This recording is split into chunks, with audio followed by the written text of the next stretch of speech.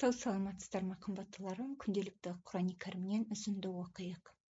Қамар сүресі 529 бет. Бисмиллахир-рахманир-рахим. Олар қабірлерінен көздерін сүлмейтіп, таралған шегіртке құсап шығады. Шақырушы жаққа жүгірген кәпірлер бұл ауыр күн дейді.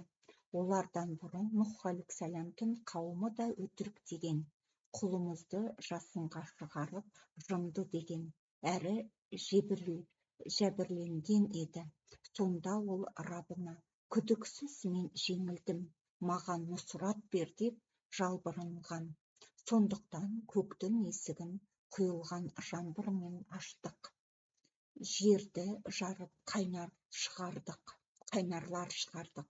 Сонда су өлшеулі әмір бойынша қосылды. Оны Нұхты шегеленген тақтайлы кемеге орналастырдық. Қарсы келгендерге жаза түрінде Нұх алейхиссаламдың кемесі көз алдымызда жүзіп бара жатты. Расында оны ғибрат қылып қалдырдық. Сонда түсінуші бар ма? Азабым, ескертуім қалай екен? Расында Құранды үгіт үшін оңтайластырдық. Ал сонда түсінуші бар ма? Ғат елі де жасынға айналдырған. Азабым, ескертуім қалай екен?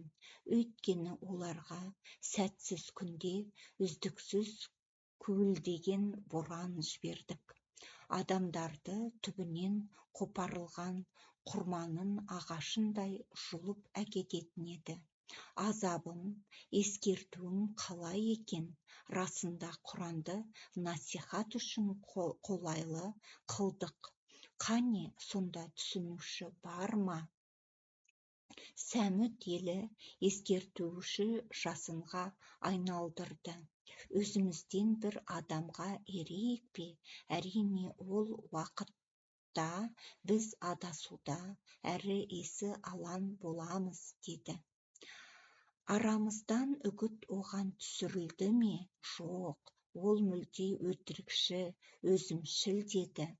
Олар ертең-ақ кімнің барып тұрғанын суайт құж екенін біледі.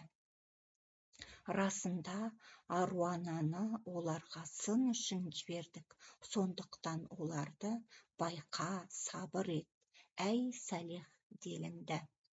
Қамар сүресі 529 бет.